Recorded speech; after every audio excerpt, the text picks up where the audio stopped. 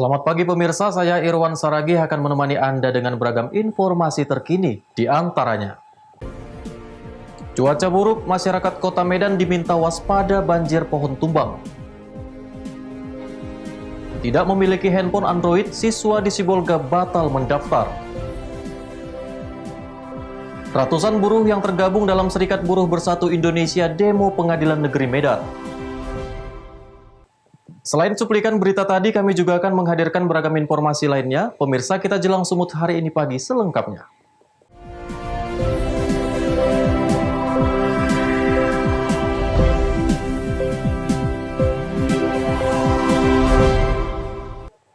Pemirsa, Badan Meteorologi, Klimatologi, dan Geofisika Wilayah 1 Medan memprediksi hujan deras yang disertai angin kencang masih akan kerap terjadi dalam beberapa hari ke depan di kawasan Kota Medan. Untuk itu BMKG mengimbau masyarakat waspada akan terjadinya banjir dan juga pohon tumbang.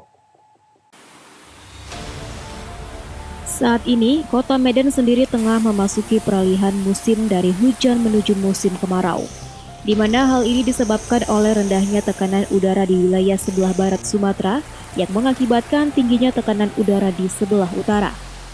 BMKG memprediksi hujan deras yang melanda Kota Medan saat ini masih akan terus berlangsung, di mana biasanya Kota Medan memasuki musim penghujan di antara bulan Maret hingga Juni. BMKG juga mengimbau kepada masyarakat Kota Medan, khususnya yang berada di wilayah pesisir, untuk lebih berhati-hati saat hujan deras yang disertai angin kencang yang dapat menyebabkan terjadinya banjir. Untuk masyarakat yang bermukim di wilayah perkotaan sendiri, BMKG mengimbau untuk waspada akan terjadinya pohon tumbang yang disebabkan oleh angin kencang. Petugas BMKG Wilayah 1 Medan Budi Prasetyo mengatakan, jika Kota Medan masih akan berpotensi dilanda hujan dan angin kencang hingga beberapa hari ke depan. Selain itu, longsor juga berpotensi terjadi di beberapa daerah. Untuk kondisi cuaca di wilayah Sumatera Utara dalam 2-3 hari ke depan diperkirakan masih berpeluang hujan dengan intensitas ringan hingga sedang, terutama di wilayah pantai timur dan lereng timur untuk hari ini, dan untuk esok dan hari lusa diperkirakan wilayah pegunungan dan lereng barat hujan dengan intensitas ringan hingga sedang. Sementara itu, masyarakat yang tinggal di wilayah pesisir dan bantaran sungai juga diimbau untuk dapat mengenali tanda jika banjir akan terjadi, di mana biasanya sebelum banjir air sungai yang mengalir berwarna keruh. Daniel Bekuwali melaporkan untuk Evarina TV. Dalam rangka Hari Bayangkara ke-74, personil kepolisian di jajaran Polres Labuhan Batu melakukan donor darah. Sedikitnya 200 kantong darah telah terkumpul untuk nantinya disalurkan ke masyarakat yang membutuhkan.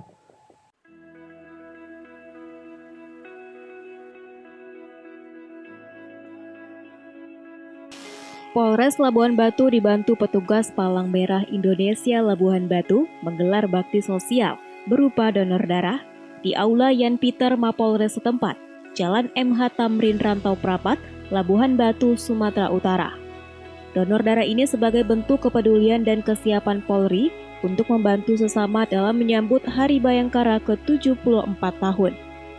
200 kantong darah telah terkumpul untuk nantinya disalurkan ke masyarakat yang membutuhkan. Kapolres Labuhan Batu AKBP Agus Darojat menyebutkan, kegiatan ini merupakan bakti sosial yang dilakukan seluruh personel Polres Labuhan Batu dan Polsek sejajaran dalam rangka Hari Bayangkara ke-74 tahun. Hal ini untuk membantu masyarakat yang sedang membutuhkan atau kekurangan darah.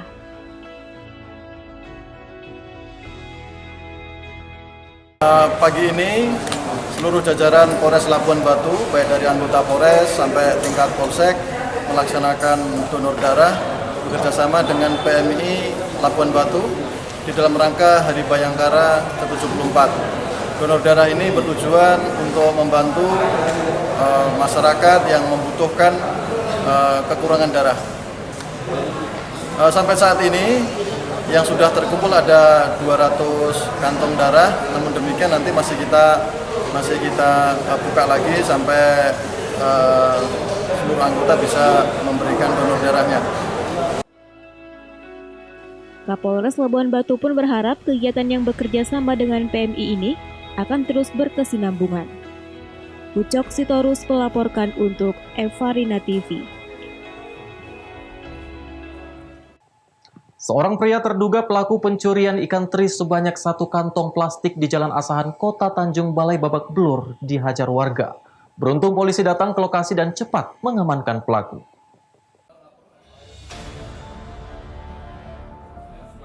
Pria berinisial DD alias K ini tidak dapat berkutik lagi dan hanya bisa pasrah setelah berhasil ditangkap warga saat mencuri ikan teri di sebuah gudang di Jalan Asahan, Kecamatan Tanjung Balai Selatan, Kota Tanjung Balai. Pelaku babak belur dihajar warga yang kesal terhadap perbuatan pelaku. Beruntung pihak kepolisian tiba di lokasi dan berhasil mengamankan pelaku dari amukan warga.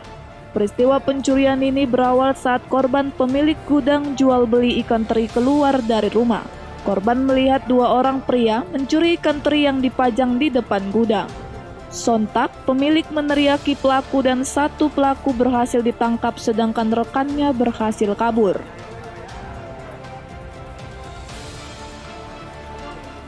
Hari curi tadi apa ya, Pak? Ikan teri.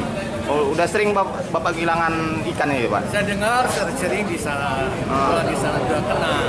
Jadi ini pas pulang saya masih jaga-jaga juga. Pas masuk ke dalam, aku keluar nampak dia ambilnya. Berapa? Satu asoy aja. Satu asoy. Berapa orang tadi orang itu melakukan, Pak? Menurut apa nengok 2 orang. 2 orang. Yang satu melarikan diri ya, Pak? Ya, satu lari.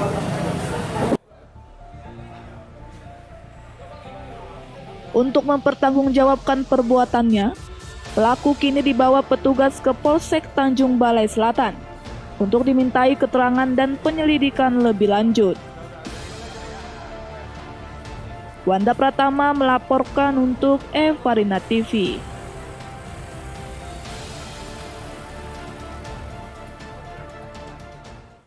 Sumut hari ini masih akan kembali sesaat lagi, tetaplah bersama kami.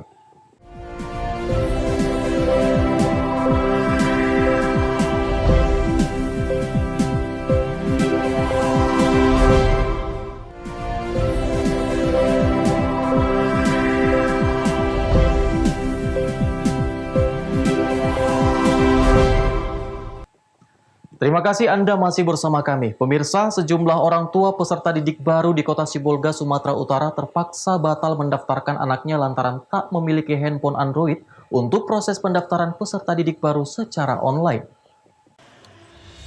Seperti yang dialami Nur Maida yang terpaksa urung mendaftarkan anaknya sebagai peserta didik baru di SMP Negeri 1 Sibolga lantaran tidak memiliki handphone pintar yang digunakan untuk membuka aplikasi pendaftaran peserta didik baru secara online tersebut.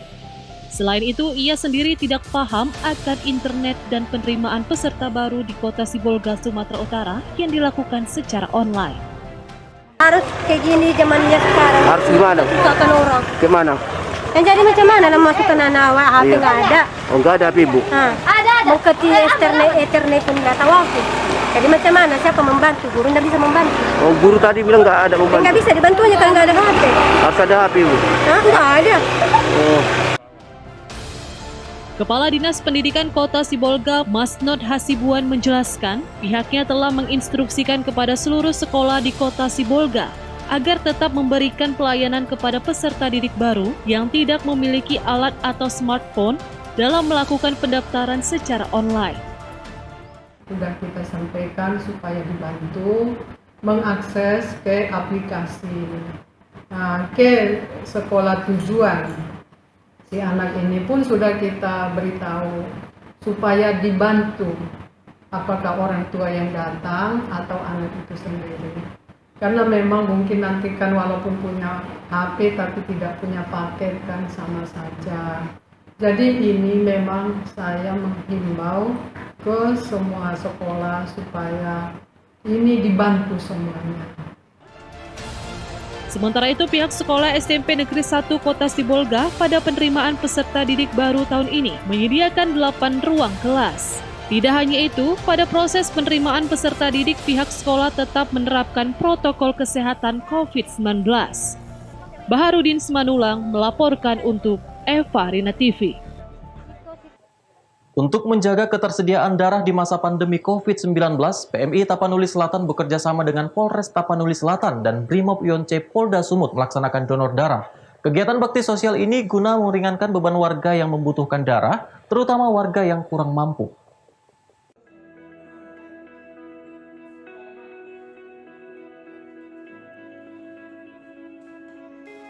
102 personil Polres Tapanuli Selatan dan 24 Brimob Yonce Polda Sumatera Utara mendonorkan darahnya guna menjaga ketersediaan darah pada masa pandemi COVID-19 di Tapanuli Selatan dan Kota Padang Sidimpuan.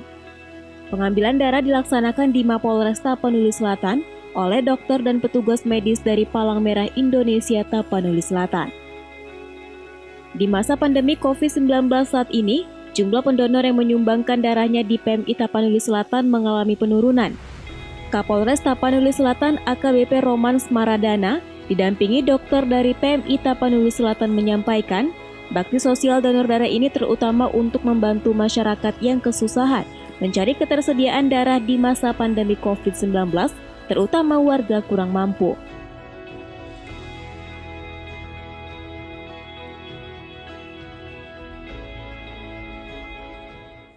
Internal kita dari Polres Tapanuli Selatan, kemudian juga mengundang dari rekan dari Brimob Batalion di Sipirok, Batalion C Sipirok untuk melaksanakan donor darah yang diselenggarakan oleh Polres Tapanuli Selatan bekerja sama dengan PMI.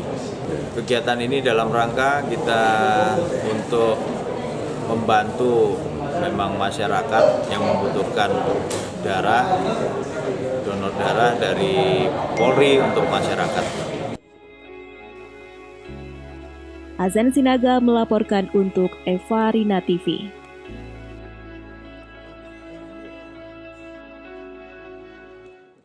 Selain itu, hujan deras yang melanda kota Medan sejak Rabu malam hingga Kamis pagi membuat ratusan rumah yang berada di Gang Merdeka, Kelurahan Seimati terendam banjir setinggi 70 cm hingga 100 cm. Tingginya intensitas hujan yang terjadi di kota Medan membuat beberapa daerah yang berada di pinggiran Sungai Deli terendam banjir sedalam 70 cm hingga 100 cm. Seperti di Gang Merdeka, Kelurahan Seimati, Medan, hujan yang terjadi sejak malam hari membuat ratusan rumah yang berada di bantaran Sungai Deli ini terendam. Tidak hanya itu, banjir yang terjadi juga merupakan hujan gunung kiriman. Selain itu, penyebab juga karena pendangkalan di sungai dan banyaknya sampah. Tepas, salah seorang warga korban banjir mengatakan, banjir yang terjadi di lingkungan 9 ini sudah sering terjadi. Banjir paling parah hingga mencapai atap rumah.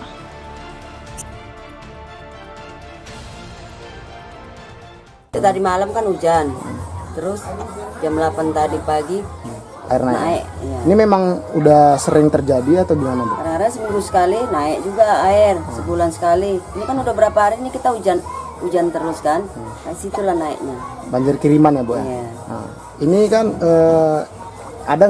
udah ada nggak sejauh ini dari pemerintah untuk ngasih bantuan atau apa, Bu? Kalau dari pemerintah ya ada kan gitu, yang dari kantor lurah kan gitu kan, ada. Cuman kalau yang untuk tiap banjir gini bantuan ada nggak ada kan gitu. Saat ini belum terlihat posko dan dapur umum yang didirikan oleh pemerintah Kota Medan. Warga bahu-membahu memindahkan barang berharga ke rumah tetangga yang lebih tinggi dan mengungsi di masjid. Wahyu Pratama melaporkan untuk Eva Rina TV.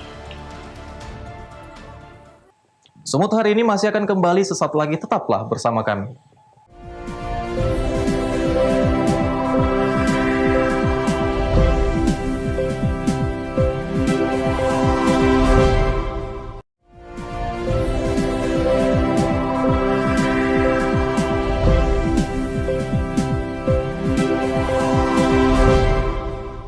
Terima kasih Anda masih bersama kami. Ratusan buruh yang tergabung dalam Serikat Buruh Bersatu Indonesia berunjuk rasa di depan Gedung Pengadilan Negeri Medan. Mereka menuntut majelis hakim yang menangani perkara salah satu terdakwa penipuan terhadap PT Opal Coffee untuk bersikap netral dan adil.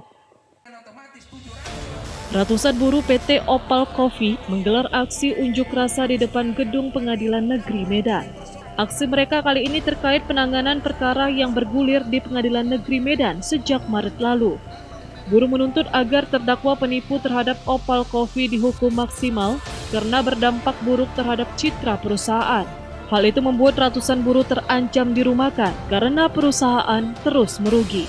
Apalagi di tengah pandemi COVID-19 seperti saat ini, pendapatan perusahaan kian berkurang.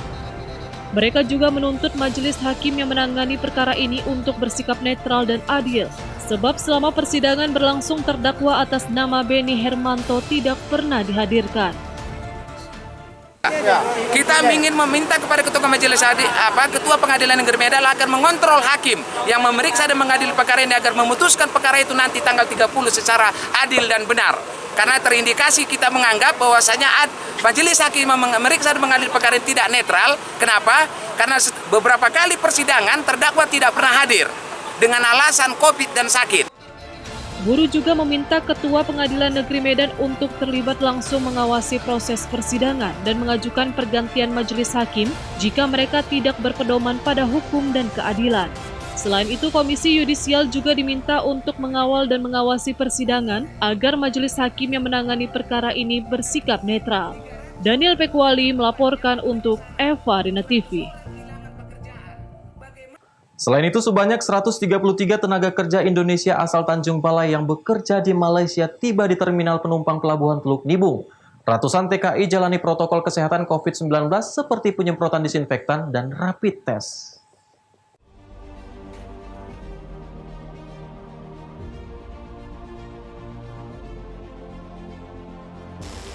Kapal feri yang mengangkut sebanyak 133 tenaga kerja Indonesia asal Tanjung Balai dari negeri jiran Malaysia tiba di Terminal Penumpang Pelabuhan Teluk Nibung, Kota Tanjung Balai pada Rabu sore kemarin. Setibanya di pelabuhan, seratusan tenaga kerja tersebut dilakukan penyemprotan disinfektan dan pengukuran suhu tubuh. Usai penyemprotan, para TKI menjalani pemeriksaan rapid test. Dari hasil pemeriksaan rapid test, seluruh TKI non-reaktif dan dinyatakan sehat. Wali Kota Tanjung Balai mengatakan, pemulangan TKI ini merupakan ketiga kalinya pasca warganya yang bekerja di Malaysia tidak dapat bekerja dan tak memiliki biaya hidup saat COVID-19 melanda negeri jiran Malaysia.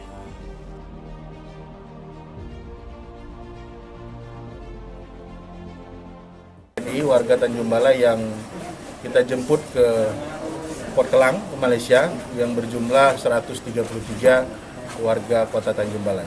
Ini trip keberapa Pak? Tentunya ini kita lakukan yang sudah tahap ketiga, ya tentunya yang berjumlah 420. Ya. Ada yang sakit atau gimana Pak Wali? Alhamdulillah sampai sekarang kita mengecek sehat dan tetap kita melakukan protokoler COVID-19 untuk dalam ketibaan mereka di Kota Tanjung Balai.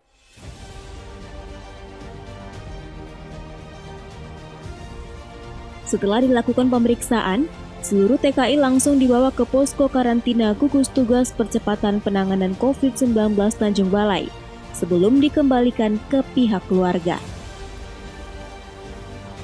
Wanda Pratama melaporkan untuk Eva Rina TV.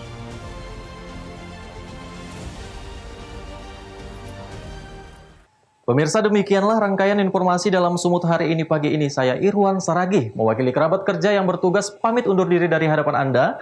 Terima kasih atas kebersamaannya dan sampai jumpa.